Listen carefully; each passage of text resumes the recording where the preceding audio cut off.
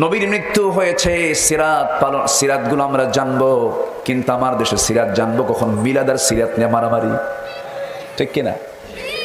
একটা হলো সিরাত গ্রুপ, আরেকটা হলো মিলাদ গ্রুপ, কিন্তু নামাজ নাই, দাড়ি নাই।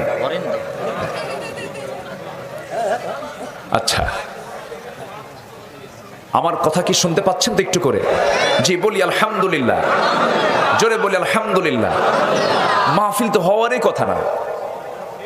মাহফিল ছিল কোন দিন, হলো কোন দিন, তাই না?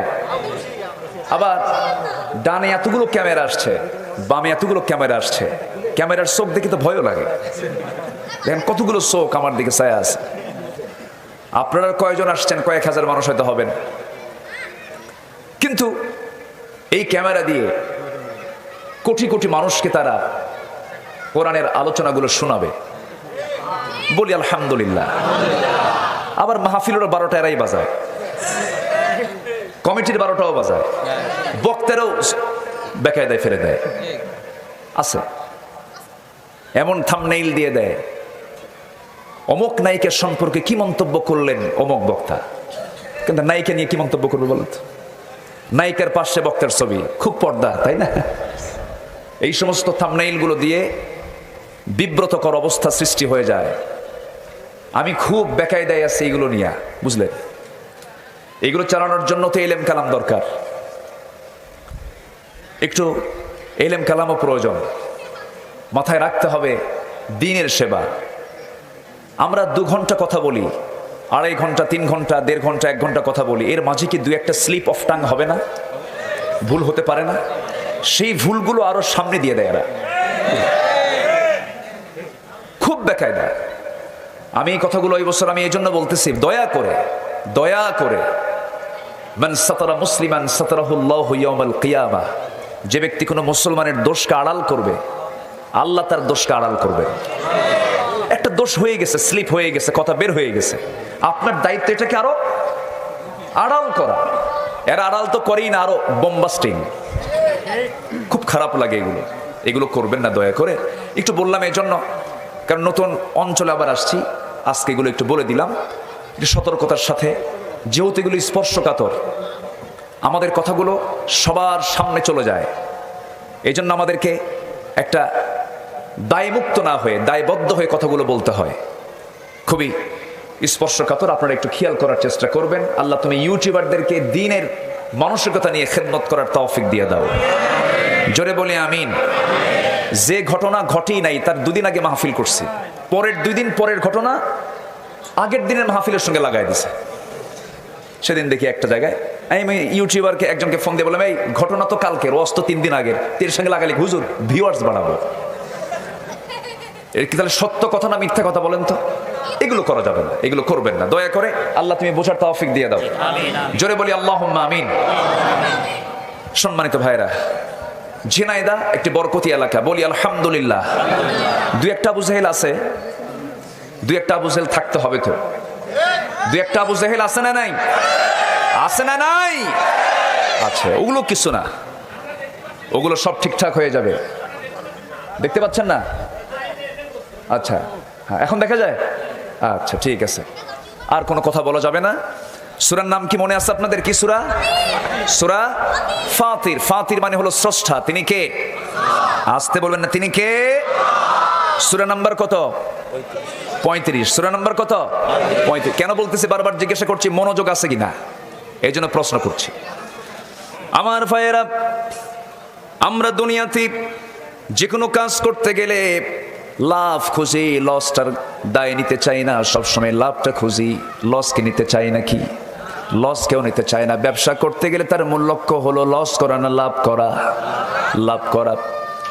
কেউ ব্যবসায়ী লস করতে চায় না, ব্যবসায় লাভের মানসিকতা নিয়ে ব্যবসায় নেমে যায়। এরপরও ব্যবসা মানে লাভ হবে কি লস হবে? ব্যবসা মানে আপনি লস করবেন না, লস হবে না, এমন চিন্তা মাথায় নিয়ে আসলে পরে আপনি ব্যবসা করতে পারবেন না। দুনিয়ার তিজার, দুনিয়ার ব্যবসায় লাভও আছে লসও আছে, কিন্তু আল্লাহ পাক বান্দাকে ডাক দিয়ে বলছেন, বান্দারে এমন একটা বিজনেসের কথা বলবো যে বিজনেসটা করলে পরে কখনো তোমার লস হবে না।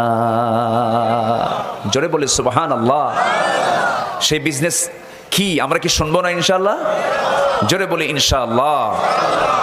সেই বিজনেসটা হচ্ছে আমরা 3টা কাজ করব। কয়টা কাজ?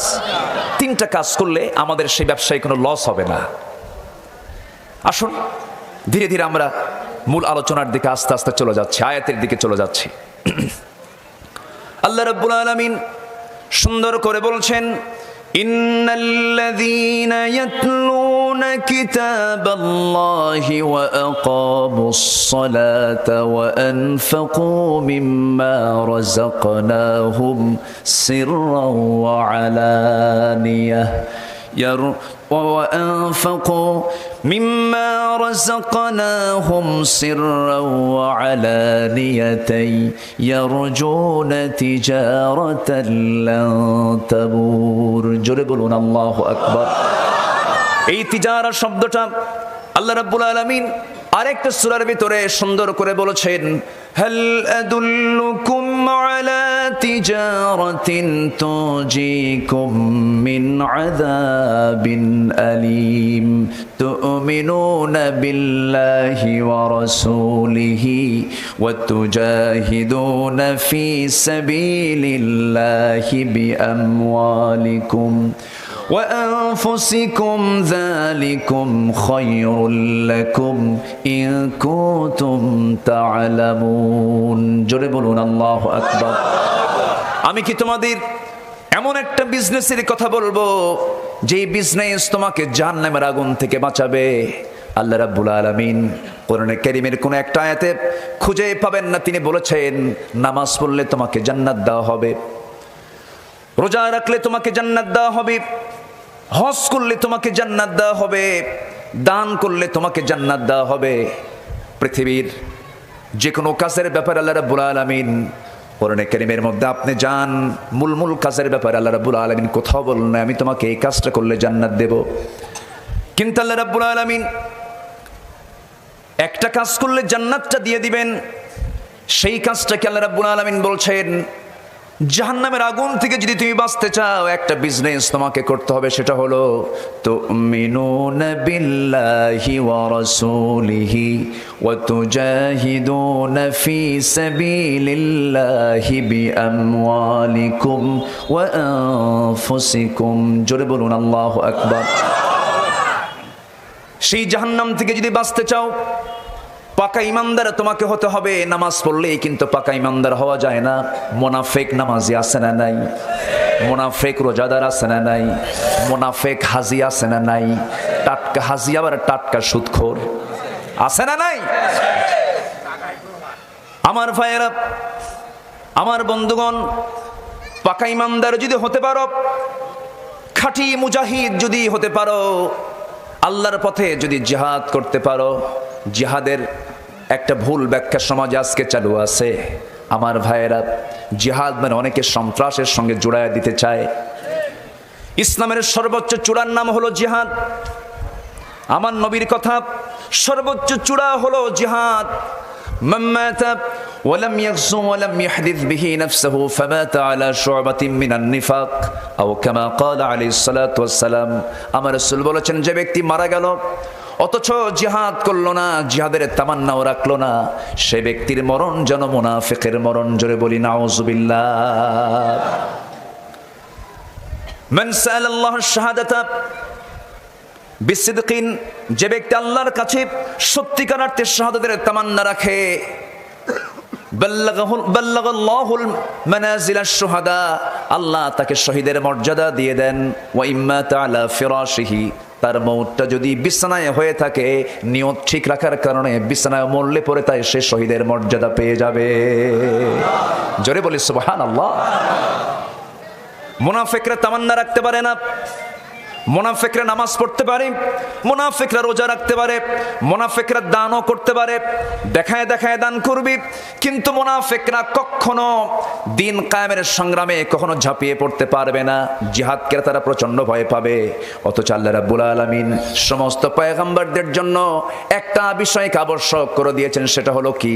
শারআ লাকুম মিনাদ দীনি মা ওয়াসসা বিহি নূহা والذي أوحينا إليك وما وصينا به إبراهيم وموسى وعيسى أن أقيموا الدين ولا تتفرقوا فيه كبر على المشركين ما تدعوهم إليه جربون الله أكبر আল্লাহর জমিন আল্লাহর দিন কায়েম করতে গিয়ে মতপার্থক্য সৃষ্টি করো না, বিচ্ছিন্ন হয়ে যেও না, ইখতিলাফ থাকতে পারে, ইফতিরাক করো না, গন্ডগোল সৃষ্টি করো না, হাঙ্গামা নিজেদের মধ্যে সৃষ্টি করো না। কার কথা? আসতে বলবেন না, কার কথা? আল্লাহর কথা। আল্লাহ সেই জন্য বলছেন, বান্দারে বিজনেসে সফল হতে হলে এক নম্বরে পুঁজি লাগবে তোমার মজবুত ঈমান। কি ঈমান বলেন? মজবুত ঈমান তোমাকে অর্জন করতে হবে। শেয়াতের সঙ্গে আবার এই জায়গায় অ্যাড করে দিই তিজারা শব্দটা প্রয়োগ করে আল্লাহ রাব্বুল আলামিন এখানে বলছেন, বিজনেসে সফল যদি হতে চাও, তোমার ব্যবসায় কখনো লস হবে না। আরো তিনটা পুঁজি আমি তোমারে জানায় দিলাম। এর মধ্যে এক নম্বর হলো যারা আল্লাহর কালাম নিয়মিত তেলাওয়াত করবে, জোরে বলি সুবহানাল্লাহ। কোরআন তেলাওয়াত হবে নিয়মিত, না বাপ মূল্যে। আমার দেশে কোন সময় তেলাওয়াত হয়? বাপ মূল্যে। বাপ মরে গেলে তেলাওয়াত হয়, কুলখানি হয়, কি খানি? কুলখানি হয়, চল্লিশা হয়। কিন্তু কোরআন তো মরা মানুষের তেলাওয়াতের জন্য আসে নাই, কোরআন তো জিন্দা লোকের জন্য এসেছে। লিয়ানযিরা মান কানা হাইয়া, জিন্দা লোকের জন্য কোরআন নাজিল হয়েছে, মরা লোকের জন্য কোরআন নাজিল হয় নাই। কোরআনটা নিয়মিত পড়তে হবে। একজন তাবির কথা মনে পড়ে গেল। সেই তাবিব একজন সাহাবীর ছেলে, একজন মহিলা সাহাবীর ছেলে, আমার নবীজির অত্যন্ত প্রিয় সাহাবী, যাকে হাওয়ারি বলা হয়, জুবাইর ইবনে আওয়াম রাদিয়াল্লাহু তাআলা আনহু। তার বাবা, তার মা হচ্ছেন আসমা বিনত আবু বকর রাদিয়াল্লাহু তাআলা আনহা। তার দাদি হচ্ছেন আমার নবীজির ফুফু সাফিয়া বিনত আব্দুল মুত্তালিব। এত দামি পরিবারের সন্তান তিনি ছিলেন। একজন তাবেঈ উরওয়া ইবনে জুবাইর রাহমাতুল্লাহ আলাইহি, তার একটা ব্যক্তিগত আমল ছিল। জীবনের ৭১ বছর বয়স পর্যন্ত তিনি জীবিত ছিলেন। গোটা জিন্দেগি প্রত্যেকটা দিন দিনের বেলা ৭.৫ পারা আর রাত্রি বেলা ৭.৫ পারা কোরআন তিনি নামাজে পড়ে নিতেন। একটা দিন বাদ পড়ে নাই। সুবহানাল্লাহ বলবেন না? আর আমার এমনি সস্তা জান্নাত খুঁজি। ৭১ বছর বয়সে তিনি ইন্তেকাল করেছেন। প্রাপ্তবয়স্ক সময় থেকে শুরু করে নিয়ে মৃত্যুর দিন পর্যন্ত একটা দিন তিনি এই আমলটা বাদ দিলেন না। প্রত্যেকটা দিন দেখে দেখে তেলাওয়াত করতেন ৭.৫ পারা, আর নামাজে তেলাওয়াত করতেন ৭.৫ পারা, ১৫ পারা। মাসে ১৫ পারা কোরআন তার খতম হয়ে যেত।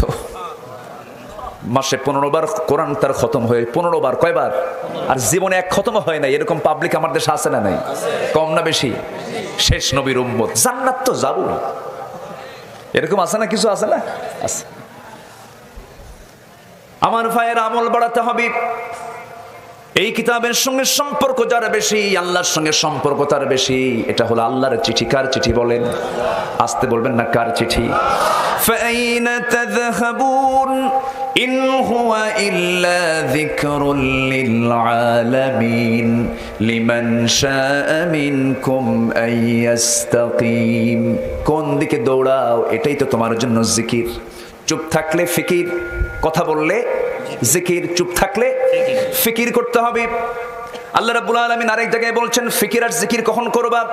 আল্লাযীনা ইয়াযকুরুনাল্লাহা কিয়ামান ওয়া কুউদান ওয়া আলা জুনুবিহিম ওয়া ইয়াতাফাক্কারুনা ফি খালকিস সামাওয়াতি ওয়াল আরদ রাব্বানা মা খালাকতা হাযা বাতিলা সুবহানাকা ফাকিনা আযাবান নার। জোরে বলুন আল্লাহু আকবার। যারা দাঁড়িয়ে বসে জিকির করে, কার? কার জিকির? আল্লাহর জিকির করে আর ফিকির করে চুপ থেকে। আর ফিকির করতে করতে বলে, আল্লাহ কি সুন্দর আকাশ বানিয়েছো, কি সুন্দর জমিন বানিয়েছো, আমার কি সুন্দর টানা টানা দুইটা চোখ দিয়েছো, সুন্দর দুটি কান দিয়েছো, সুন্দর দুটি ঠোঁট দিয়েছো, সুন্দর একটা স্বাদ নেবার জন্য জিহ্বা দিয়েছো। জিহ্বার ভিতরে, প্রত্যেকটা জিহ্বার ভিতরে ৩,০০০-এরও বেশি স্বাদ করি আমার আল্লাহ দিয়েছেন। জোরে বলি সুবহানাল্লাহ। আমি কি জিহ্বার প্রশংসা করব না আল্লাহর প্রশংসা করব? আমি কি নারীর চেহারা দেখে তার প্রশংসা করব না আল্লাহর প্রশংসা করব? স্ত্রীর চেহারার দিকে তাকাবো, কলিজা ঠান্ডা হয়ে যাবে। স্ত্রীকে দেখে খুশি হয়ে বলবো, আল্লাহ তুমি এই মহিলাকে কত সুন্দর করে আমার জন্য বানিয়েছো, আলহামদুলিল্লাহ। জোরে বলেন সুবহানাল্লাহ। কিন্তু মেয়ে দেখলে তা আল্লাহরে ভুলে যায়। মেয়েটা বানালো যে আল্লাহ, সে আল্লাহর নাম মনে থাকে না। মেয়েরে পাইয়া আমি তোমার ছাড়া বাঁচবই না, আছে না নাই? অথচ আল্লাহ কত সুন্দর করে নারীকে বানালেন, কত সুন্দর করে সাজালেন, কত সুন্দর লম্বা নাক দিলেন, ডাহুক চোখ দিলেন, প্রশস্ত কপাল দিলেন, যুগল ভ্রু দিলেন, কি সুন্দর চেহারা বানিয়ে দিলেন, ললাটে দিলেন, কত সুন্দর চিকন দুটি ঠোঁট দিয়ে দিলেন, লম্বা কালো কেশ দিলেন, এত সুন্দর করে বানায়া বলেন, আল্লাহ ও বান্দা তুই তোর জন্য আমি আকর্ষণ করে দিয়েছি। যুয়্যিনা লিন-নাসি হুব্বুশ শাহাওয়াতি মিনান নিসা। এত সুন্দর করে বানিয়ে দিলাম বান্দারে, নারীর দিকে তুই তাকা, মার দিকে তাকা, মেয়ের দিকে তাকা, বোনের দিকে তাকা, খালার দিকে তাকা, ফুফুর দিকে তাকা, ভাতিজির দিকে তাকা, ভাগিনীর দিকে তাকা, পরের বইয়ের দিকে তাকাবি? দেখেন অনেকে চুপ করে আছে, তাকায়। তাকাবি কার কথা? আসতে বলবেন না, কার কথা? মেয়েদের দিকে তাকানো ফরজ, মার দিকে তাকানো ফরজ না? মার দিকে তাকাতে হবে না? নজর দিতে হবে না? নজর দিতে হবে। বসেন বসেন। আপনারা কষ্ট পাচ্ছেন? কোনো অসুবিধা, কোনো চিন্তা আছে তো? গোটা রাত তো আছে, কালকে তো অফিসও নাই, কালকে শুক্রবার। বলি আলহামদুলিল্লাহ। পাশে পুকুরও আছে, উজু করার জায়গাও আছে। বলি আলহামদুলিল্লাহ, সবই আছে। এত সুন্দর পরিবেশ, the gentle bridge is blowing. একটা সুন্দর, গতকালকে বৃষ্টি না হলে তো আজকে ঠান্ডা পেতাম না। দারুণ গরম ছিল, আল্লাহ ঠান্ডা করে দিয়েছেন জমিন। জোরে বলি সুবহানাল্লাহ। ঠান্ডা থেকে গরম করেন কে? গরম থেকে ঠান্ডা করেন কে? তিনি আমার রব। কি সুন্দর করে আল্লাহ পাক আমাকে বানালেন, সে আল্লাহকে ভোলা যাবে না। আমাকে বানিয়েছেন কে? যিনি ফাতির। যিনি কি? ফাতির। সূরার নাম কি? ফাতির।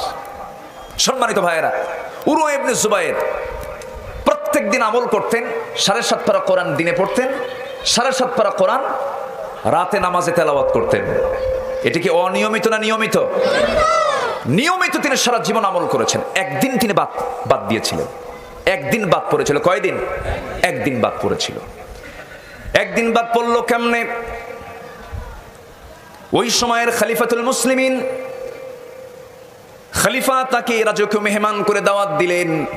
মেহমান হয়ে তিনি একটা সন্তানকে, তার 4টা সন্তানের মধ্যে একটা সন্তানকে নিয়ে চলে গেলেন রাজদরবারে। রাজদরবারে গিয়ে বসে পড়লেন। ছেলেটা তার হাতছাড়া হয়ে গেল। রাজদরবারে যে জায়গায় ঘোড়া থাকে, ঘোড়ার ঘরে আস্থা বলে, তার সেই ছেলেটা ঢোকা মাত্রই একটা বেকায়দার ঘোড়া তার বুকে লাথি মেরে ফেললো। লাথি মারার সঙ্গে সঙ্গে ছেলেটা সেখানে পড়ে মারা গেল। মৃত্যুর সংবাদ উরওয়া ইবনে জুবাইরের কানে যখন চলে গেল, ইন্না লিল্লাহ বললেন। সন্তান দাওয়াত খেতে এসে মারা গেল, সন্তান লাশ হয়ে মারা গেল, লাশ হয়ে গেল। জানাজা কাফন দাফন শেষ করে তিনি ফিরে আসতেছেন। এমন সময় প্রচন্ড ব্যথা তার পায়ে। এক পর্যায়ে ডাক্তার বলে দিল, উরওয়া বিন জুবাইর, তোমার তো একটা পায়ে জটিল রোগ ধরা পড়েছে, তোমার পায়ে ক্যান্সার হয়ে গেছে। তোমার পাটা না কাটা পর্যন্ত এই জিনিসটা গোটা শরীরে ঢুকে পড়লে পরে তুমি মারা যাবে। তোমার পাটা কাটতে হবে। কি করো তুমি, কি সিদ্ধান্ত নিতে যাচ্ছ? তিনি বললেন, ঠিক আছে আমি প্রস্তুত আছি।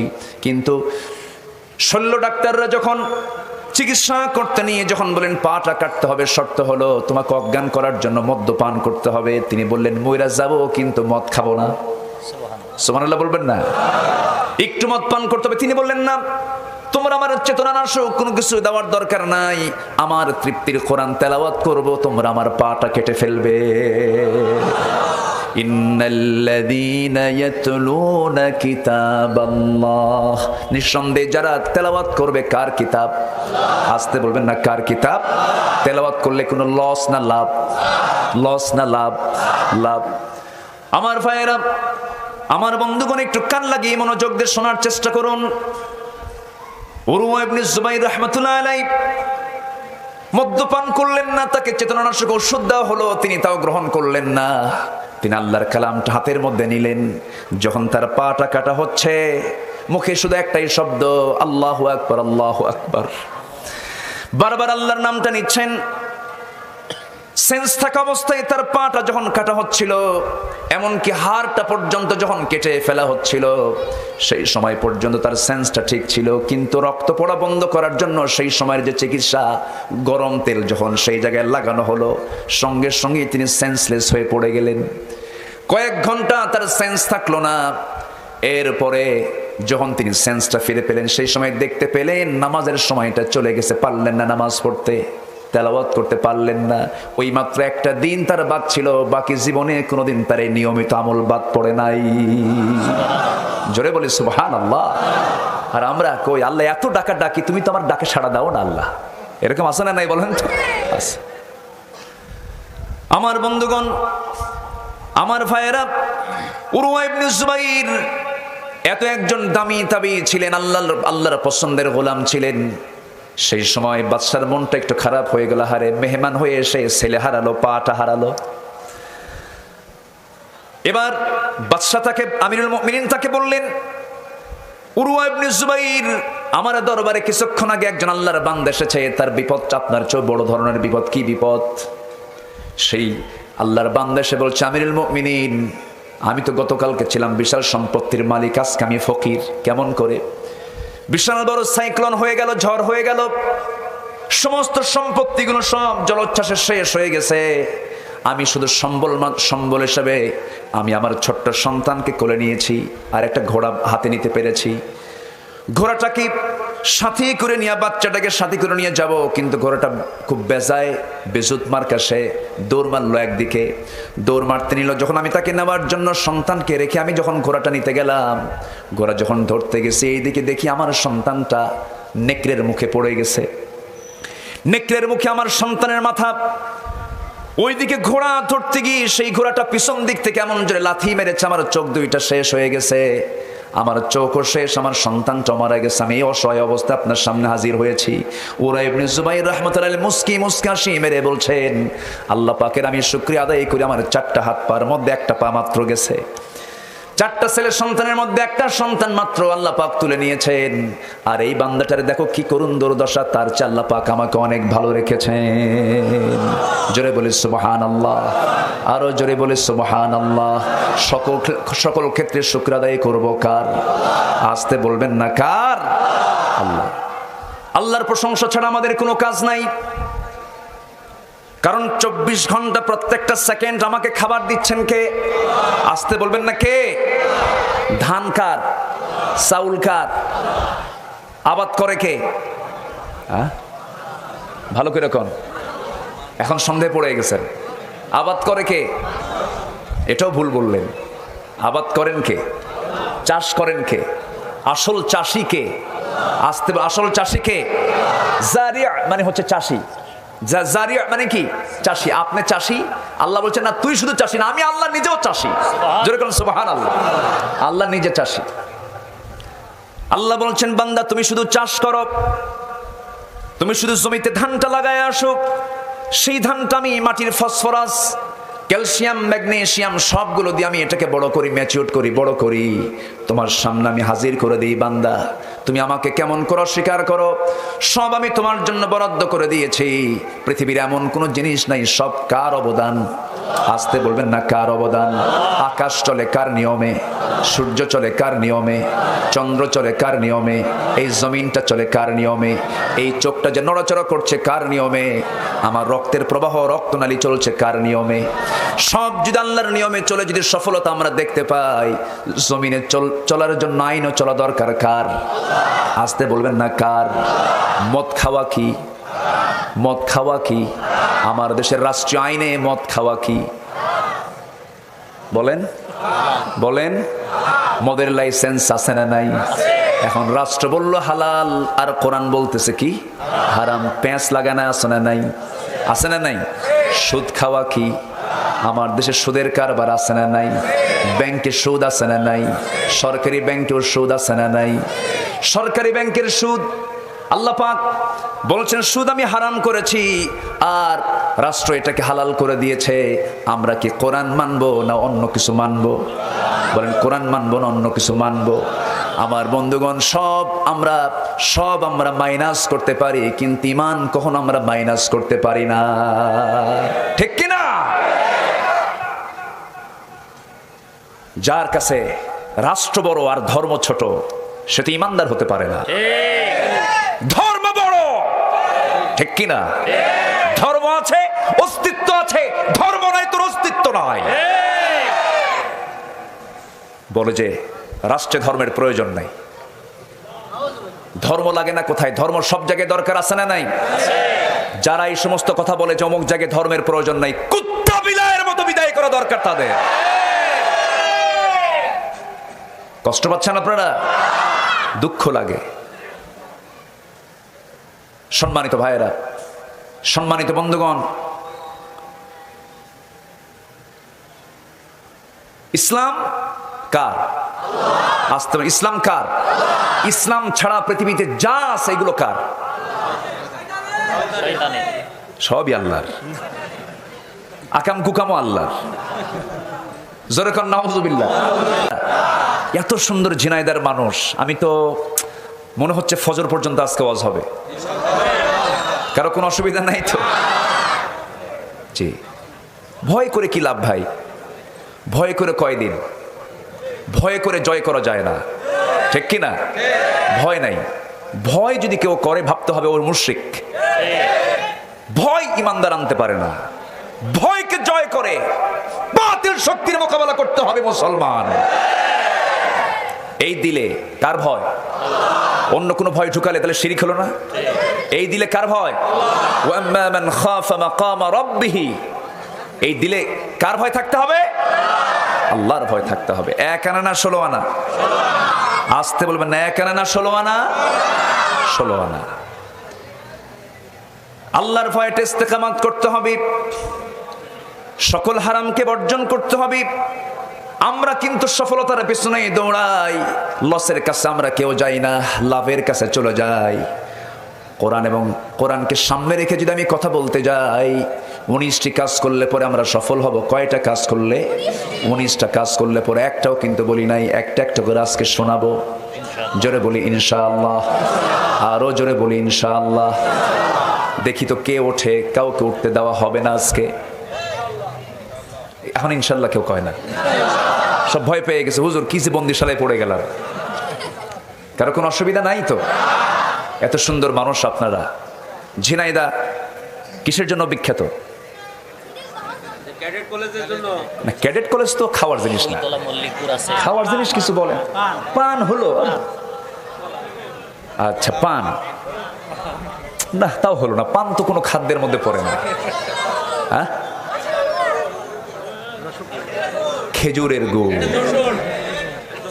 আরে যশোরে খই, আপনারা খেজুর বানায় দেন না? কি আছে যে এখানে অনেক খেজুর গাছ আছে না? খেজুর গাছ আছে। সম্মানিত ভাইয়েরা, আল্লাহ পাক এক একটা এলাকায় এক একটা বরকত দিয়েছেন, বলি আলহামদুলিল্লাহ। ঝিনাইদাতে যা আছে এটা আপনি অন্য এলাকায় পাবেন না। তবে ঝিনাইদার সবচেয়ে সুন্দর জিনিস হলো, সবচেয়ে সুন্দর যেটা আমার লাগে সেটা হচ্ছে ভাষা। সুন্দর কথা আপনারা বলতে পারেন, বলি আলহামদুলিল্লাহ। আপনাদের চাইতে আরো সুন্দর কথা বলতে পারে নোয়াখালী। হাসেন কেন?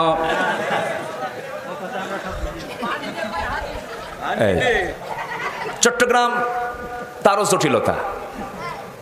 সিলেটতে কোনো কথাই নাই, এত জটিল ভাষা, মালাকুল মউতের বুঝতে কষ্ট হয়। এটা কথার কথা বলছে, আবার এটা যেন এটা রূপক ভাবে বললাম যেন এটা দলিল আকারে না আসে আবার। সম্মানিত ভাইয়েরা, আমরা তো কথা একটা বললে পিছনে আবার ব্যাকআপ দিতে হয়।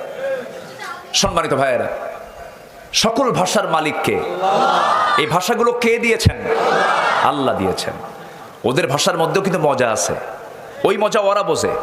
কিন্তু প্রকৃত যেটা বাংলা ভাষা, এই বাংলা ভাষার প্রাণ এটা হচ্ছে যশোর, ঝিনাইদহ, মেহেরপুর, চুয়াডাঙ্গা, কুষ্টিয়ার ভিতরে একটু ভেজাল আছে, একটু পাবনা ঢুকে গেছে, তাই না? গেদা কি বাসো ভাত খাইছে, এরকম কিছু টানটুন আছে। ওই যে কুমারখালী, খোকসার দিকে একটু সমস্যা আছে।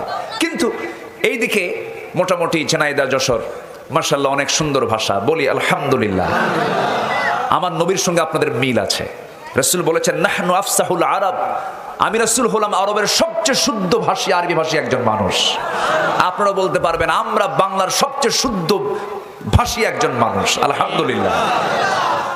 এদিক থেকে আপনারা টপে আছেন। জি জি, বলি আলহামদুলিল্লাহ। তাহলে শুদ্ধ ভাষায় কথা বলাও একটা বিশাল বোনাস, একটা বিশাল পাওয়া। নোয়াখালীতে জন্ম নিলে তো পানি বলতেই পারতেন না, পানি হানি। আল্লাহ পাক কয় না, আল্লাহ ফাঁক। কত অসুবিধা, হয় না, বুঝলেন কি যে বেকায়দা। এদিক থেকে এই এলাকা অনেক ভালো, বলি আলহামদুলিল্লাহ, জোরে বলি আলহামদুলিল্লাহ। কিন্তু ঢাকাতে জিনাইদার ইমাম বেশি না নোয়াখালীর ইমাম বেশি? নামাজে কিন্তু কোনো ভেজাল নাই, জোরে বলি সুবহানাল্লাহ। ওই নোয়াখালী যখন নামাজে দাঁড়ায়া যান, চিটাগাং যখন নামাজে দাঁড়ায়া যান, সিলেট যখন নামাজে দাঁড়ায়া যান, যশোরে যখন যশোরের লোকটা যখন নামাজে দাঁড়ায়া যান, গোটা পৃথিবীর সকল ভাষার মানুষ যখন নামাজে দাঁড়ায়া যায়, সবার মাখরাজ, সবার সিফাত, সবার জিহ্বা সমান তালে বলতে থাকে আলহামদুলিল্লাহি রাব্বিল আলামিন। তেলাওয়াত করব কার কালাম? আস্তে বলবেন না, কার কালাম? সবাই বলুন কুল হুয়াল্লাহু আহাদ আল্লাহুস সামাদ লাম ইয়ালিদ ওয়া লাম ইউলাদ ওয়া লাম ইয়াকুল লাহু কুফুয়ান আহাদ। আল্লাহ দুই না এক? আল্লাহ পরের উপর নির্ভরশীল না আত্মনির্ভরশীল? স্বনির্ভর। আল্লাহ কারোর প্রতি তিনি ডিপেন্ডেন্ট হন না, কারো কাছ থেকে তিনি জন্ম হয়ে আসেন নাই, কাউকে তিনি জন্ম দেন নাই, তার সমকক্ষ পৃথিবীর আর কেউ নাই। তিনি কে? আল্লাহ। আল্লাহ আল্লাহ কি? আল্লাহ, তার কোনো বিকল্প কেউ নাই। আরো সুন্দর পরিচয় যদি আমরা জানতে চাই তার, সবার জন্য আয়াতটা জানা খুবই জরুরি, মুখস্থ করে নেব, কারণ এই আয়াতটা জানলে পরে জান্নাত যাওয়াটা সহজ হয়ে যাবে। সে আয়াতটা কি সবাই বলেন? আল্লাহু লা ইলাহা ইল্লা হুয়াল হাইয়ুল কাইয়্যুম লা তা'খুযুহু সিনাতুন ওয়া লা নাওম লাহু মা ফিস সামাওয়াতি ওয়া মা ফিল আরদ মা যাল্লাযী ইয়াশফা'ু 'ইনদাহু ইল্লা বিইذনিহি يعلم ما بين أيديهم وما خلفهم ولا يحيطون بشيء من علمه إلا بما شاء وسع كرسيه السماوات والأرض ولا يؤوده حفظهما وهو العلي العظيم جربون الله أكبر আয়াতটার নাম কি? আয়াতুল কুরসি। আয়াতুল কুরসি পড়লে সমস্ত সম্পদের জিম্মাদার কে হন? এই নসিহতটা দিছিল কে? না, নবীজি তো দিয়েছেন। এই তো, হ্যাঁ, একজন সুন্দর উত্তর দিয়েছেন। মালামাল রক্ষা করার জন্য সবচাইতে শ্রেষ্ঠ মাধ্যম হচ্ছে আয়াতুল কুরসি। জোরে বলে সুবহানাল্লাহ। এই নসিহতটা আসছিল কার থেকে? শয়তানের কাছ থেকে। ওইদিকে যাব না আমি। শয়তানের কাছ থেকে। শয়তান যা কইছে কথা ঠিক, কিন্তু রেওয়া মানে বর্ণনা করেছে শয়তান। সম্মানিত ভাইয়েরা, সম্মানিত বন্ধুগণ, কেন? 9টা বাক্য সম্বলিত একটা আয়াত। এটা পরিপূর্ণ আল্লাহ তাআলার একটা পরিচয় আল্লাহ পাক এই আয়াতের মধ্যে তিনি তুলে ধরেছেন। সুবহানাল্লাহ। যদি কখনো সুযোগ হয় আয়াতুল কুরসির উপরে আমি একটা তাফসীর এলাকায় যদি আসা হয়, এটা করার সুযোগ যদি আমি পাই, আমি করবো ইনশাআল্লাহ। বলি ইনশাআল্লাহ। মনে করে দিবেন সেদিন এই বিষয়ে কথা বল। 9টা বাক্য আছে। কয়টা বাক্য আছে বলেন? 9টা বাক্য মিলে একটা আয়াত শেষ করেছেন কে? আল্লাহ তাআলা। এই কিতাবে আমার নবীর পরিচয় আছে না নাই? আছে না? আছে। আমার নবীর পরিচয়টা হলো গোটা কোরআন। জোরে বলে সুবহানাল্লাহ। গোটা কোরআনে আমার নবীর পরিচয় আছে না নাই? আছে। তবে হ্যাঁ, আমার নবীকে লক্ষ্য করে সরাসরি 3টা সূরা নাজিল করেছেন আল্লাহ রাব্বুল আলামিন। এর মধ্যে সবচেয়ে ছোট্ট সূরা ইন্না আ'তাইনাকাল কাউসার ফাসাল্লি লিরাব্বিকা ওয়ানহার ইন্না শানিআকা হুয়াল আবতার। আরেকটা সূরা আলাম নাশরাহ লাকা সাদরাকা ওয়া ওয়াদা'না আনকা বিযরাক আল্লাযী আনকাদা যাহরাক ওয়া রাফা'না লাকা যিকরাক। জোরে বলি আল্লাহু আকবার। আরেকটা সূরা, যারা পারেন ঠোঁট মিলিয়ে মিলিয়ে বলুন, সওয়াব পেয়ে যাবেন। আয়াত যত বেশি তেলাওয়াত হবে বরকত তত কমবে না বাড়বে। ওয়াদ-দুহা ওয়াল-লাইলি ইযা সাজা মা ওয়াদ্দা'আকা রাব্বুকা ওয়া মা ক্বালা ওয়ালাল আখিরাতু খায়রুল লাকা মিনাল উলা ওয়ালাসাওফা ইউ'তিকা রাব্বুকা ফাতারদা আলাম ইয়াজিদকা ইয়াতীমান ফাআওয়া। জোরে বলুন আল্লাহু আকবার। আমার নবীর শানে সরাসরি পূর্ণাঙ্গ 3টে সূরা নাযিল হয়েছে, মুজাম্মিল দেওয়া হয়েছে, মুদ্দাসসির দেওয়া হয়েছে। সেই নবীর জন্ম কোন মাসে? আসতে বলবেন না, কোন মাসে? আমার নবীর জন্ম যখন হলো, বাপ কি জীবিত ছিলেন নাকি? বাপ জীবিত ছিলেন? ছিলেন না। কিন্তু সন্তান জন্ম নিলে সবচেয়ে বেশি খুশি হয় কে? বলেন, বাবা। সবচেয়ে বেশি খুশি হন বাবা। সেই বাবাটা নাই। স্বামী চলে গেছেন, মা মেনা সন্তান ভূমিষ্ঠ হওয়ার পরপরই তার মনটা খারাপ। চাঁদের চেয়েও সুন্দর আমার রাসূল, এত ফুটফুটে চেহারার আমার নবীজি রবিউল আউয়াল মাসে জন্মগ্রহণ করলেন। আমার নবীজি জন্ম যখন নিলেন, জন্ম নেওয়ার সঙ্গে সঙ্গে গোটা পরিবারে আনন্দ। কিন্তু আম্মা জান মা আমেনা, তার মুখটা মরা হয়ে আছে, কারণ আমার স্বামীকে আমি খুশির সংবাদটা দিতে পারলাম না। স্বামী আমার দুনিয়া থেকে বিদায় নিয়েছেন। বিধবা নারী আম্মা জান মা আমেনা মনমরা হয়ে আছেন। একদিন আবু তালেব আমার নবীর নবুয়ত প্রাপ্তির পর একদিন বলতেছে, ভাতিজা মুহাম্মদ, আমি তোমাকে আজকে একটা জটিল প্রশ্ন করব। কি প্রশ্ন? সেই প্রশ্ন হলো, তোমার যখন জন্ম হয়, জন্মের সময় আমি তোমার দ্বারা কিছু আশ্চর্যজনক ঘটনা আমি দেখতে পেয়েছি। চাচা আপনি বলেন কি প্রশ্ন, কি দেখতে পেয়েছেন আপনি বলুন। আমি তো নবুয়ত পেয়েছি, আল্লাহ পাক আমাকে পয়গম্বর করেছেন। আবু তালেব মুসলিম না কাফের? ভালো করে বলেন আপনারা। আমার নবীর কি? আমার নবী যতদিন আবু তালেব জীবিত ছিলেন পৃথক ছিলেন না একসঙ্গে ছিলেন? একসঙ্গে ছিলেন। আবু তালেব কাফের, আপন চাচা, রাসূল একসঙ্গে তার সঙ্গে সময় কাটিয়েছেন, রাসূলকে পাহারা দিয়েছেন। আবার আবু তালেব একজন কাফের। আমার দেশে 1000 বছরের ঐতিহ্য হলো হিন্দু মুসলিম আমরা পাশাপাশি অবস্থান করি।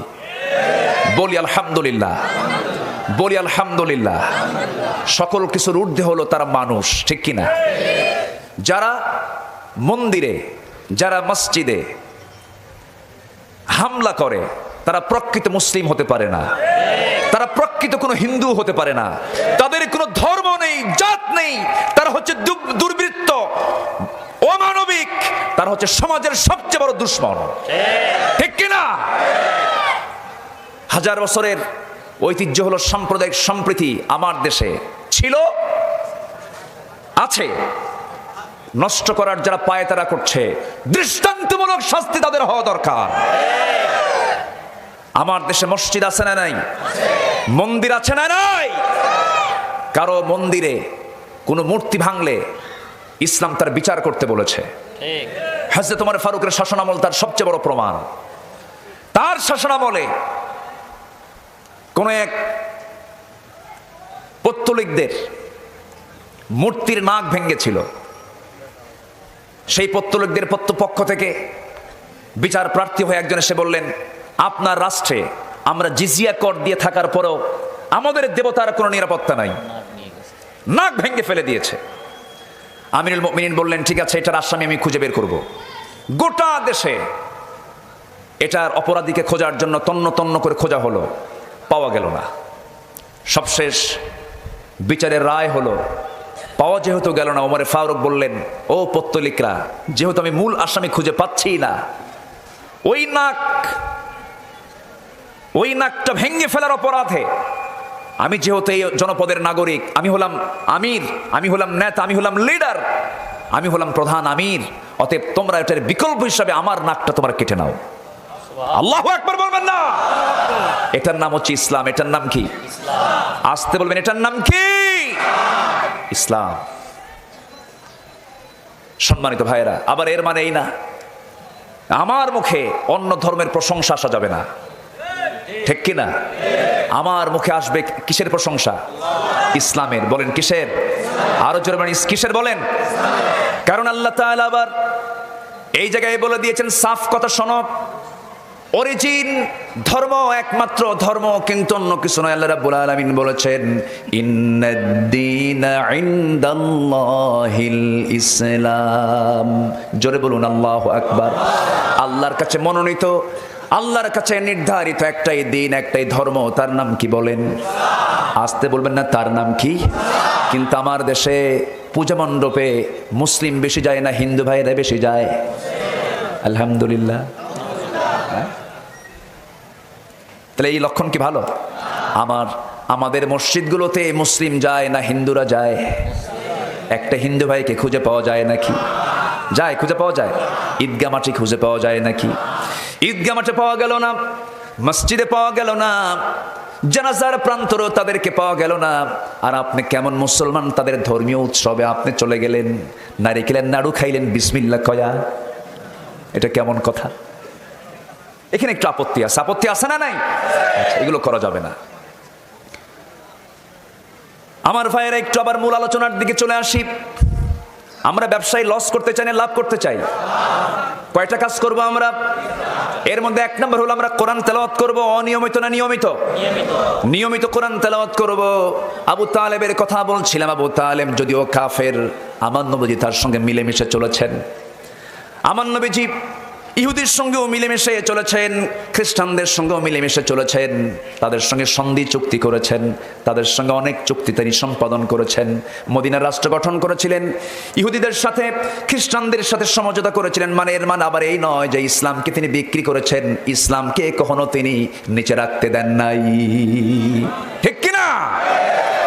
ইসলামকে কখনো তিনি মাইনাস করেন নাই।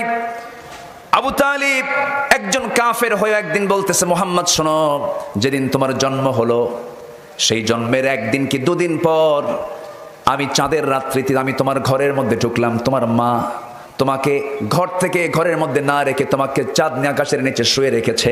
তুমি একা শুয়ে আছো, কেউ নাই তোমার ডানে বামে। নবজাতক তুমি। আমি আবু তালিব তোমাকে দেখতে এসে তোমাকে একাকী পেয়ে গেলাম। তুমি দেখি চাঁদের দিকে চেয়ে আসো।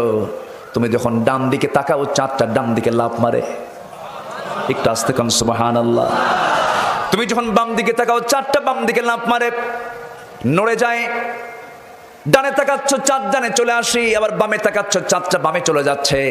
আবার হাতটা দিয়ে যখন নিচের দিকে টান মারো, তখন চাঁদটা নিচের দিকে আসতে থাকে। মুহাম্মদ, আমি কি ভুল দেখেছিলাম না সঠিক দেখেছিলাম? মুহাম্মদ বলো তো। আমার নবীজি মুস্কি মুস্কাশি মেরে বলছেন, চাচা আপনি যা দেখেছেন সম্পূর্ণ সত্যি দেখেছেন। কারণ আমার আব্বা তো আমার জন্মের 6 মাস পূর্বে দুনিয়া থেকে বিদায় নিয়েছেন। আমার মার মনটা খারাপ। আমার মার মনে একটু প্রশান্তি দেওয়ার জন্য আল্লাহ রাব্বুল আলামিন আমাকে চাঁদটা আমার জন্য খেলনা বানায় দিয়েছিলেন। জোরে বলি সুবহানাল্লাহ। আমার নবীজি নবুয়ত পর চাঁদ দ্বিখণ্ডন কি হয় নাই? ইনশাক্কাল কামার, আকাশের চাঁদ তিনি দ্বিখণ্ডন করেছিলেন।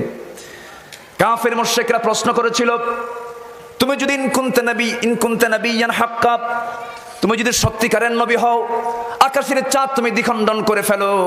আমার নবীজি আল্লাহ তাআলার অর্ডারে শুধু নখটা উঁচু করেছিলেন। আমার নবীজির নখের পাওয়ার কে দিয়েছেন?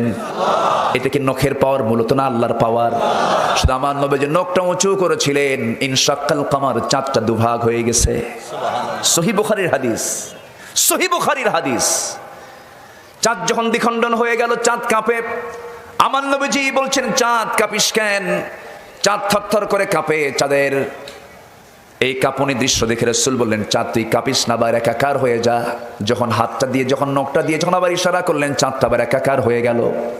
এগুলো মুআজিজা। এগুলো কি বলেন? এগুলো কি মুআজিজা। নবীদেরকে মুআজিজা কে দিয়েছেন?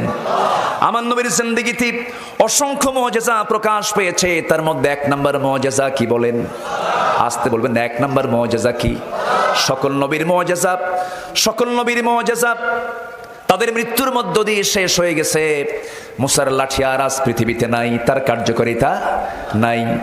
অনেক পয়গম্বরের মুআজিজা মৃত্যুর সঙ্গে সঙ্গে শেষ হয়ে গেছে, কিন্তু আমার নবীর মুআজিজা এমন একটা শ্রেষ্ঠ মর্যাদা কোরআন আজও আছে কিয়ামত পর্যন্ত। কেন? আল্লাহ রাব্বুল আলামিন গোটা দুনিয়াতে সব শেষ হয়ে যাবে, কোরআনটা ঠিক থেকে যাবে। জোরে বলি সুবহানাল্লাহ। সব ধ্বংস হবে, কোরআন কি ধ্বংস হবে? এই কোরআন নিয়ে যারা নাটক করে এদের সঙ্গে আমাদের কোনো আপোষ নাই, ঠিক কি না?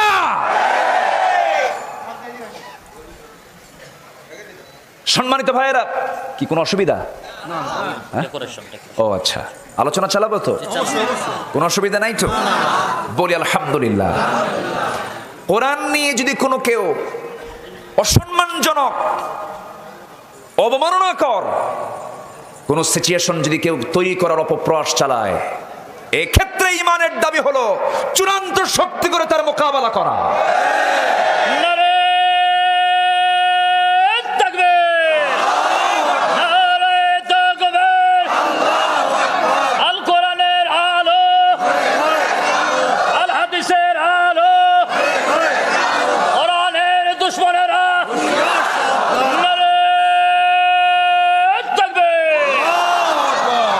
আচ্ছা, আমরা কার নাম নিলাম? আরো জোরে। এই স্লোগান অনেকের সহ্য হয় না, আছে না? আছে না? এরকম আছে না? বলেন। আচ্ছা, সহ্য হয় না কার জানেন? যার নামাজ নাই।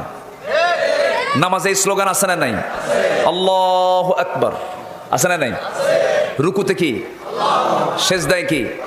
সেজদা থেকে উঠতে কি? আচ্ছা, বাচ্চা যখন জন্ম নেয় তখন কি? হ্যাঁ, আচ্ছা, যখন মরে জানাজা তখনও কয় তাকবীর? তখনও কি বলেন? তাহলে জন্মে, মৃত্যুতে, নামাজে, সকল কাজে আল্লাহু আকবার। কোন প্রাণী জব করতে? আরো জোরে। তাহলে সব জায়গায় আল্লাহু আকবার লাগে, তোমার স্লোগানে আল্লাহু আকবার বিরক্ত লাগে। মুনাফিক তুমি, এখানে তোমার বড় প্রমাণ তুমি মুনাফিক। মুনাফিক চেনার জন্য সূরা মুনাফিকুন আছে না নাই? মুনাফিকুন পড়বেন, সূরা মুনাফিক কারা সব চিনে নেবেন। যাদের কাছে এই স্লোগান বিরক্ত লাগে, জুলফিকার ভাই যে স্লোগানটা দিল, যে তাকবীরটা দিল, এটা যার কাছে বিরক্ত লাগবে, মনে হবে যে না, এটা আবার কি শুরু হলো, ভাববেন যে ওর মধ্যে মুনাফিকদের যে লিডার ছিল ওদের রক্ত কিছু ঢুকে দেওয়া আছে। কষ্ট হচ্ছে নাকি আপনাদের? নবীর জন্ম কোন মাসে? এলোকে কবর ধারে আধার চিড়ে চিনিস না কিরে, ওকে ও মা আমেনার কোল জোড়ে চাঁদ জানিস না কিরে। মোতালিব আজকে কেন বেহুশ হেন, বক্ষে খুশির বান বেদনার সুপ্ত ক্ষতে হাত বুলাতে, কারে আগমন সাহারার হৃদয় ভরা ঝরনা ধারা বইল না কিরে। এলোকে কবর ধারে আধার চিড়ে চিনিস না কিরে, ওকে ও মা আমেনার কোল জোড়ে চাঁদ জানিস না কিরে। আল্লাহু আকবার। আরো জোরে আল্লাহু আকবার। আমার নবীজির জন্ম গোটা জগতের জন্য রহমত। জোরে বলি সুবহানাল্লাহ। সে রাসূলকে ভালোবাসার প্রয়োজন আছে না নাই? নিজের জীবনের চাইতে কম, বইয়ের চাইতে কম, ছেলের চাইতে কম, সন্তানের চাইতে কম, সকল মহব্বতের চাইতে আমার রাসূলকে মহব্বত করতে হবে। কম না বেশি? তার চাইতে বেশি কাকে? আল্লাহকে। তাহলে ভালোবাসার লেভেলগুলো কে করে দিয়েছেন? এক নাম্বার কে? নাম্বার 2 মুহাম্মদ সাল্লাল্লাহু। 3 নাম্বার কে? বউ। হ্যাঁ, জি, ফাইন, বলি আলহামদুলিল্লাহ। পিতামাতা যদি ওয়াইন জাহাদাকা আলা কি আন তুশরিকা বিহি মা লাইসা লাকা বিহি ইলমুন ফালা তুতিউহুমা ওয়া সাহিবুহুমা ফিদ দুনিয়া মারুফা। তোমার পিতামাতা যদি তোমাকে শিরকের দিকে ঠেলে দেয় তখন কি আনুগত্য করা যাবে? তাহলে এখানে সেই অপশনটাও আসবে না। নাম্বার 3 অপশন হলো দ্বীনি ভালোবাসা। কি ভালোবাসা বলেন? আমরা এখানে কি ভালোবাসা নিয়ে আছি? আমাদের সম্পর্ক কিসের সম্পর্ক? দ্বীনের সম্পর্ক। কিসের সম্পর্ক? দ্বীনের সম্পর্ক। কাউকে ভালোবাসবো কার জন্য? কাউকে ভালোবাসবো না কার জন্য? কারোর সঙ্গে শত্রুতা করব কার জন্য?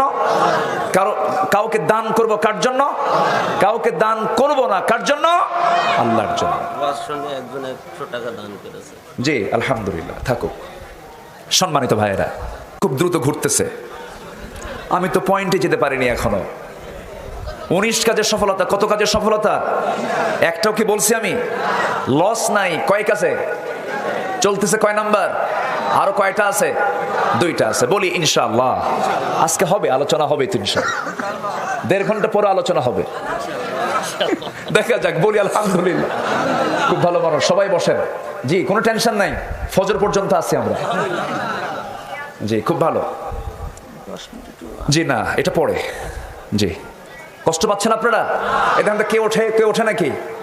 কোনো বসেন বসে ওঠে কেন? মানে ওঠার কোনো সুযোগ নাই। জি জি বলি ইনশাআল্লাহ।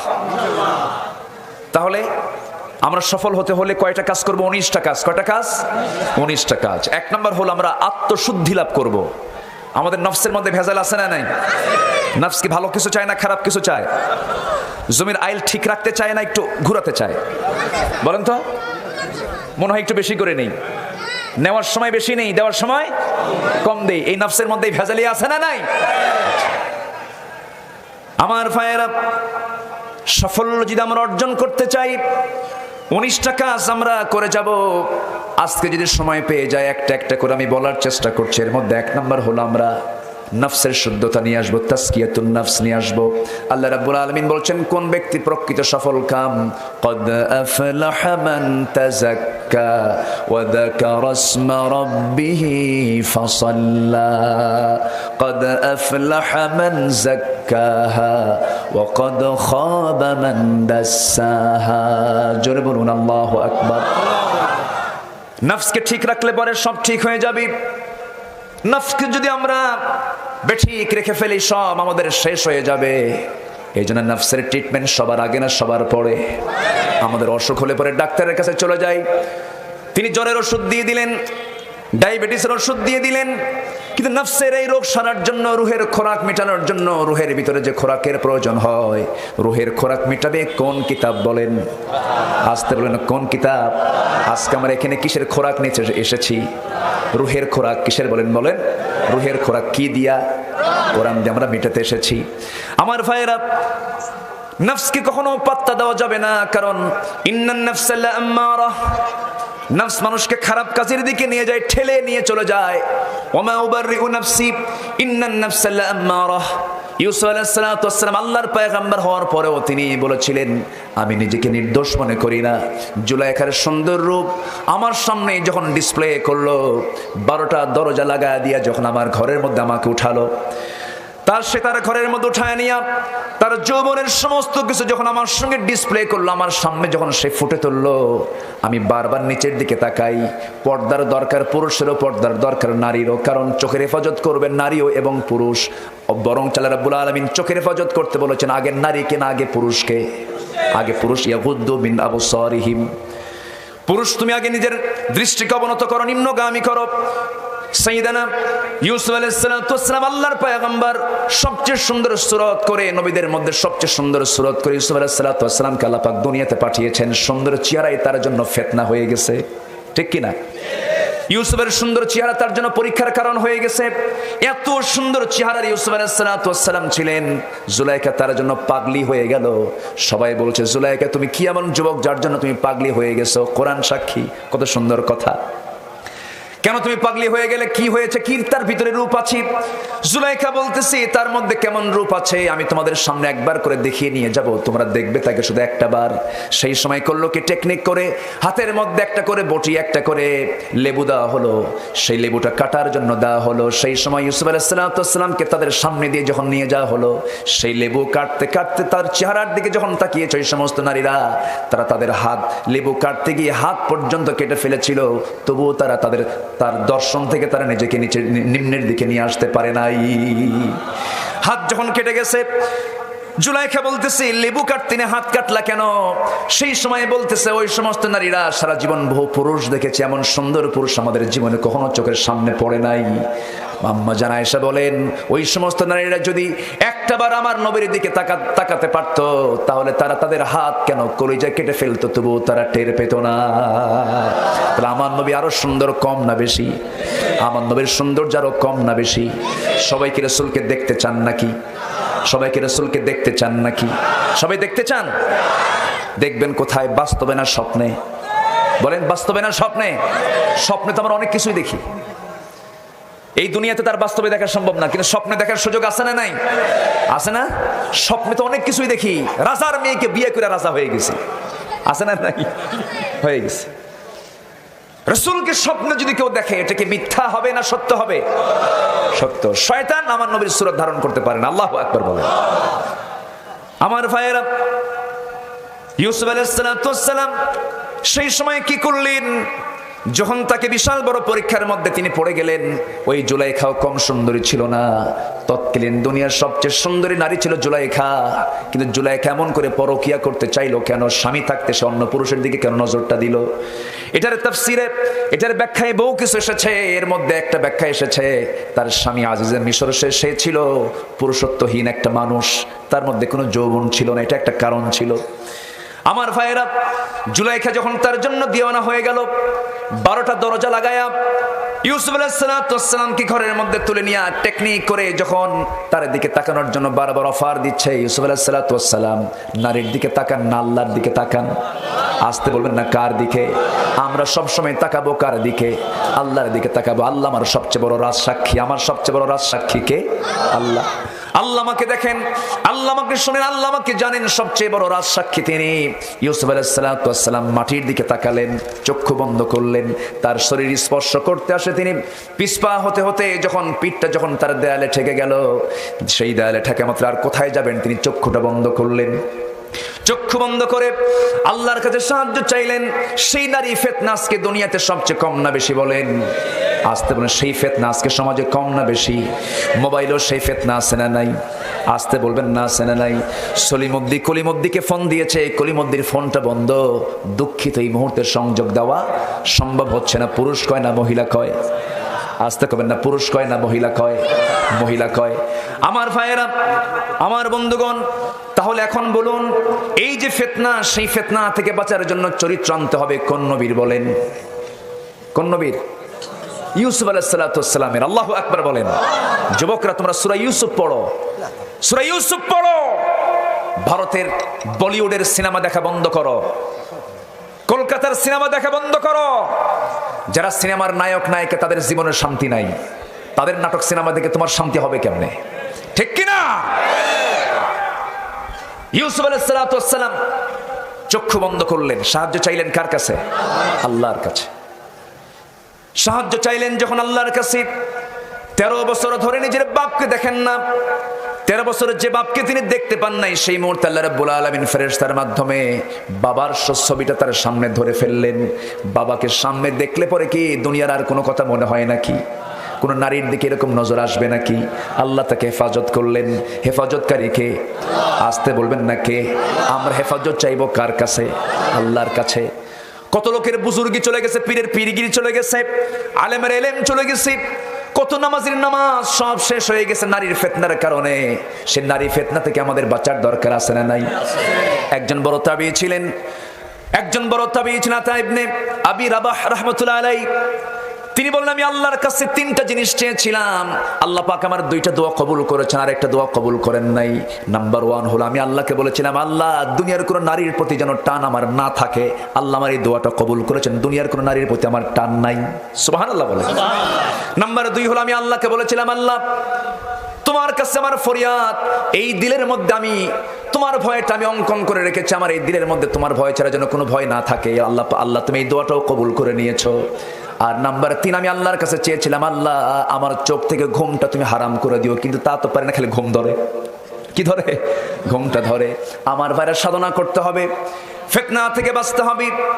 এই ফিতনাটা আজকে সমাজে ছড়িয়ে দিয়েছে ইহুদি খ্রিস্টানরা, কারণ মুসলমানদের ইমানের মতো শক্তিটাকে পরাজিত করার জন্য সবচেয়ে বড় হাতিয়ার হলো সমাজে পর্দাহীনতার পরিবেশ চালু করে দেওয়া, মুসলিম পরিবারের মেয়েদেরকে উলঙ্গ করে ঘর থেকে বের করে দেওয়া। এই ষড়যন্ত্রে তারা বিফল না সফল? বিফল না সফল? সফল। ভাঙ্গা ঘরে থাকবো না, শাক ভাত খাবো না, জান থাকতে সাহেবের মোহাব্বত ভুলবো না, এনজিও ছাড়বো না। আছে না নাই? আচ্ছা, সব শেষ হয়ে গেছে। মেয়েরা কাউকে পাত্তা দেয় না। স্বামী যদি স্বামী বলে আমাকে চা বানিয়ে দাও, তখন বলে আমি দাসী। আর বস যদি বলে চা বানিয়ে দাও, না, এটা হলো খেদমত। এটা কি? খেদমত। এই হচ্ছে আজকে সমাজের চিত্র। স্বামীর সামনে পর্দা করলে বলা হয় এটা একটা পরাধীনতা, আর বসের সামনে শাড়ি নিয়ে ডিসপ্লে করলে বলে এটাই হলো সাহসিকতা, আধুনিকতা। এই তো আমি শুধু ওয়াজ পারি, সবাই তো পারেন, বুঝেন। এগুলো বন্ধ করার জন্য প্রয়োজন জমিন একমাত্র আল্লাহ তাআলার বিধান, ঠিক কিনা? চাপা মেরে এগুলো বন্ধ করা যাবে না। এগুলো বন্ধ করার জন্য সূরা নূরের, সূরা আহজাবের আয়াতগুলো সমাজে চালু করতে হবে মুসলমান।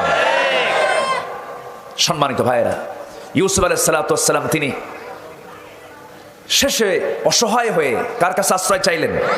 আসতে বলবেন না, কার কাছে? একটা নারীর ফিতনা থেকে বাঁচা কিন্তু ছোটখাটো ইমানের পরিচয় না। চট করে চোখের পানি ফেলে দিয়ে কাঁদতে লাগলেন, চোখ বন্ধ করে দৌড় মারতে লাগলেন দরজার দিকে। দরজা ছিল রাজ দরবারের শক্ত দরজা, শক্ত তালা, খোলার কোনো উপায় নাই। জুলাইখা বলতেছে কেউ দেখবে না আমাকে তোমাকে।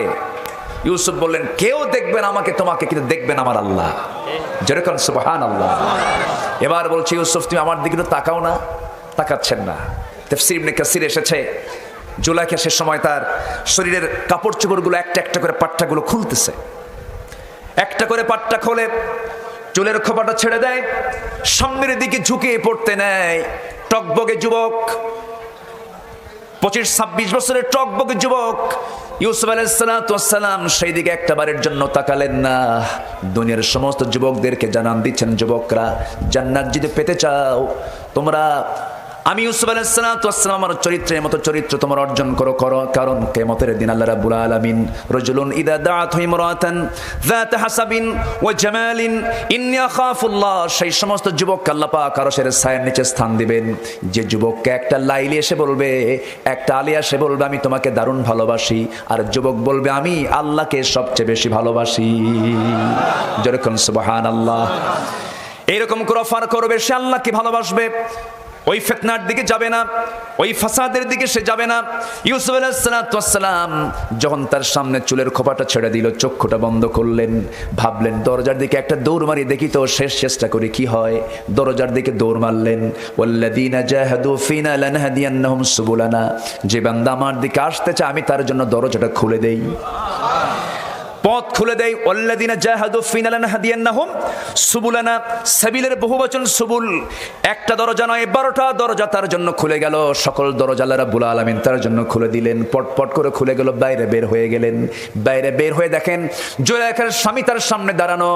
এমন সময় পিছন থেকে তার জামার পিছন থেকে একটা আস্তিনটা টান মেরেছে। লম্বা লম্বা নখ ছিল, এখনো নখ বড় বড় নখ। মহিলা আছে না নাই? আসতে বলবেন না, আছে না নাই? এটা কিন্তু এখনকার স্টাইল না, আগের স্টাইল। আগের থেকে এগুলো চলে আসছে। যখন টান দিয়েছে, জুব্বার পিছনে যখন ছিঁড়ে পড়েছে, সম্পূর্ণ এগুলো আয়াত কিন্তু কামিসুহু মিন দুবুরিন, পিছন দিকে যখন টান মেরেছে তখন ছিঁড়ে গেছে। বাদশা আজিজ দেখে প্রমাণ হয়ে গেল জুব্বার পিছনে ছিঁড়েছে, মানে হলো ইউসুফের কোনো মাত্র দোষ নাই। ইউসুফ দৌড় মেরে বাঁচতে চেয়েছে, জুলাইখা দোষী হয়ে তাকে টানতে এসেছে। প্রমাণ হলে কি হবে? লাভ হলো না। রাজ দরবারের রাজরানীর দোষ প্রমাণ হলে রাজার সম্মানটা কোথায় চলে যায়? বিচারটা সম্পূর্ণ উল্টে গেল। এখনো বিচার উল্টায় কিনা? আসতে উল্টায় কিনা? সলিমুদ্দির বিচার কলিমুদ্দির ঘাড়ে যায়, কলিমুদ্দির বিচার সলিমুদ্দির ঘাড়ে চলে যায়।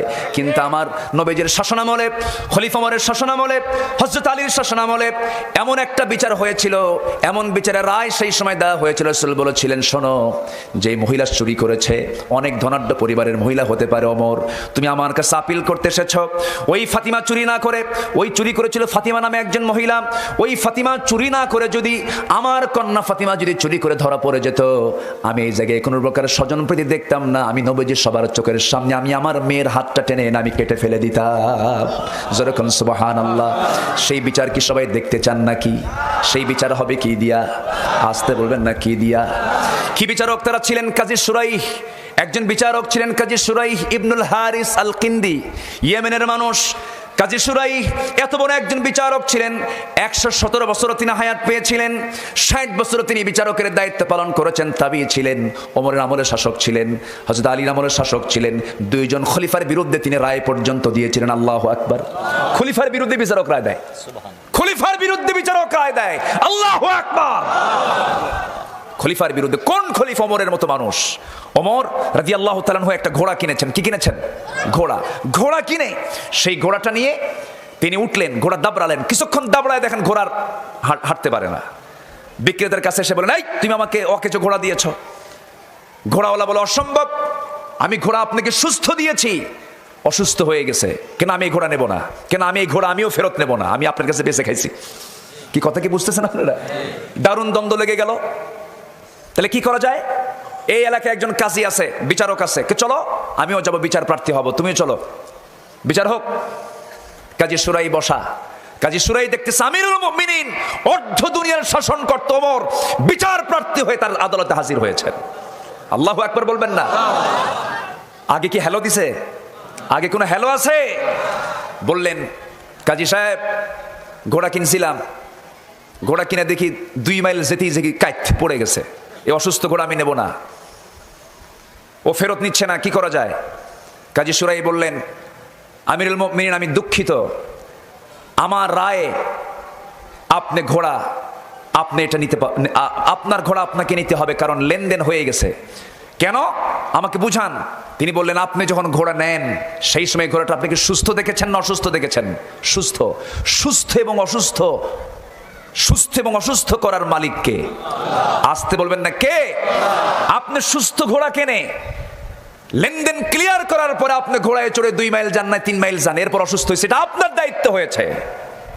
আপনি এই ঘোড়ার ফেরত দিতে পারবেন না, টাকা নিয়ে গেছে, ঘোড়া আপনার, সুস্থ এখন অসুস্থ, এটা আপনার দায়িত্ব।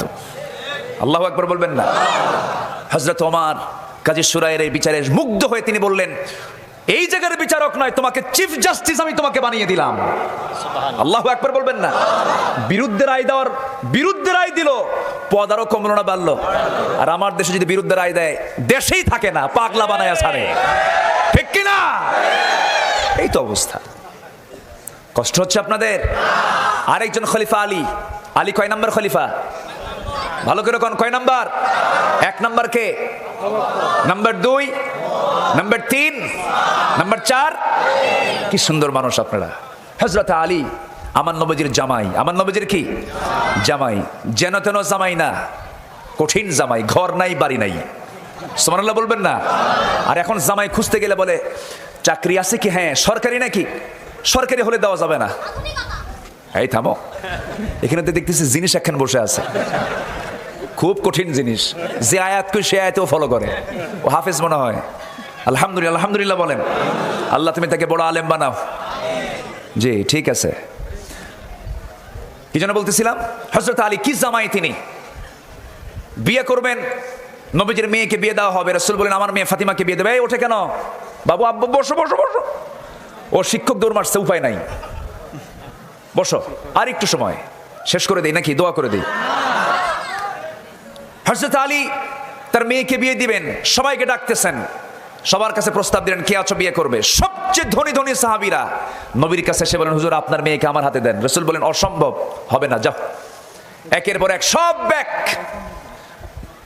রাসূল বললেন, আমার কাঙ্ক্ষিত লোক এখনো আসে নাই। সবাই ব্যর্থ হয়ে ফিরে এসেছে। সবাই বলতেছে, আলী তুমি শুধু বাদ আছো, যাও। আমি কেমনে যাই? লজ্জা পাচ্ছি। কেন? ঘরই নাই, মেয়েরে, তার মেয়েরে বিয়ে করে এনে ঘর, কোন ঘরে তুলবো? ঘরই তো মান নাই। যাও না তুমি সাহস করে। আস্তে আস্তে করে নবীর সামনে গিয়ে আস্তে করে বসলেন, সালাম বিনিময় হলো। রাসূল বলেন, আলী তুমি আমার কাছে আসছো, কি নিয়তে আসছো? হুজুর কি নিয়তে আসছি তা নিজেও জানি না।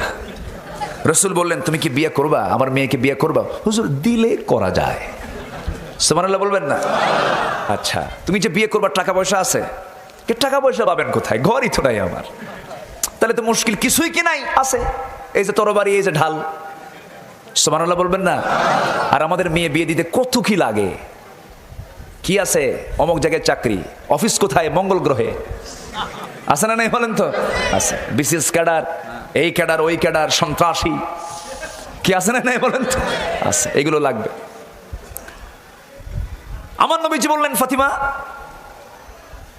তোমাকে বিয়ে দেব, এমন জামাই দেব যে হবে আসাদুল্লাহিল গালিব, আল্লাহু আকবার। আলী, তোমার হাতে কি আছে? কে তরবারি আর ঢাল আছে। তরবারি তো লাগবেই, তোমার হাতে তরবারি ছাড়া তো মানায় না, তবে ঢাল ছাড়া যুদ্ধ চলে, ঢালটা বেঁচে আসো, ওটাই হবে মোহরানা। যাও, জোরে কোন সুবহানাল্লাহ। আর আমার দেশে মোহরানা কম না বেশি? কম না বেশি? ওইদিকে যৌতুকের জ্বালা, এইদিকে মোহরানার জ্বালা, আছে না নাই? 10,03,301 টাকা মোহরানা ধার্য করিয়া, নাকফুল বাবদ 301 টাকা পরিশোধ করিয়া, বাকি টাকা ফাঁকি দিয়া, আছে না নাই বলেন তো? ওই টাকা কবর পর্যন্ত বাকি থাকে, ঠিক কিনা? সন্দেহ রেখে সংসার করো কেন? এরকম করা যাবে না যুবক, যা পারবা দিবা। আর যারা ডাকাতি করে এরকম মোহরানা ধার্য করে, ওদের ধান্দা ভালো না, যদি তালাক দেয়, এরকম টার্গেট আছে না নাই? মেয়ের বাপ, এগুলো ভুল করবেন না, এগুলো ভুল চিন্তা। আমার নবীজি তার মেয়েকে বিয়ে দিয়েছেন, দেখেন, যা পারো ঢাল বেচো। ঢাল বিক্রি করলেন, বিক্রি করতে যায় কোনো কাস্টমার নাই, যায় দেখেন ওসমান সামনে দাঁড়ানো। ওসমান রাদিয়াল্লাহু তাআলা আনহু সবচেয়ে ধনী, আমার নবীর আরেক জামাই, জোরে কোন সুবহানাল্লাহ। ধনীও আছে, গরিবও আছে, মিল আছে না নাই? আছে। আর আজকে সমাজে ধনী গরিবের মিল আছে? মিল আছে? মিল নাই। আমার নবীজি বলেন, যাও বিক্রি করে আসো। বিক্রি করতে যায় ঢালটা নিয়া ওসমানের সামনে দাঁড়ায় গেছেন। ওসমান বলছেন, আলী তুমি ভোরবেলায় 7 সকালে তুমি এই ঢাল নিয়ে তুমি বাজারে দাঁড়ায় আছো কেন? বিক্রি করবো, খুব সমস্যা, বিক্রি করতে হবে। কি সমস্যা? টাকা নাই। কি করবো টাকা দিয়া? আমার বিয়ে ঠিকঠাক। কার সাথে বিয়া? আপনার শালীর সাথে। সুবহানাল্লাহ বলবেন না? এদিকে হযরত ওসমান জানেন না বিয়ে ঠিকঠাক হয়ে গেছে। বড় জামাই কিন্তু জিন্নুরাইন, 2টা মেয়ের জামাই তিনি, সুবহানাল্লাহ। একটা মারা গেছে, একটা মেয়ে, আরেকটা মেয়েকে দিয়েছেন। রাসূল বলতেন মাঝে মাঝে, আমার যদি আরেকটা মেয়ে থাকতো, আরেকটা মেয়ে আমি ওসমানকে দিতাম। কি ছিলেন সাইয়েদনা ওসমান রাদিয়াল্লাহু তাআলা আনহু। ওসমান রাদিয়াল্লাহু তাআলা আনহু বললেন, ঠিক আছে ঢাল দাও, কত দাম নিবা? তুমি যা চাবা তাই দেব। সুবহানাল্লাহ বলবেন না? উনি যা চাইলেন তাই দিলেন। টাকাগুলো নিয়ে, দিরহামগুলো নিয়ে সামনের দিকে রওনা দিচ্ছেন। পিছন থেকে ওসমান বলছেন, ওরে আমার হবু ভাইরা, বোঝেন নাই? ওরে আমার হবু ভাইরা, আলী এই দিকে আসো, তুমি হলে আসাদুল্লাহিল গালিব, জিহাদের ময়দানে তুমি যুদ্ধ করতে যে কোনো সময় তোমার যাওয়া লাগতে পারে। ঢাল ছাড়া তোমাকে মানায় না। আমি তোমাকে টাকাটাও দিয়ে দিলাম, ঢালটাও তোমাকে আমি হাদিয়া স্বরূপ বিয়ের আগেই দিলাম, বিয়ের আগেই দিলাম। যাও। ঢালটা নিয়ে, টাকাগুলো নিয়ে নবীর সামনে দাঁড়ায় গেলেন।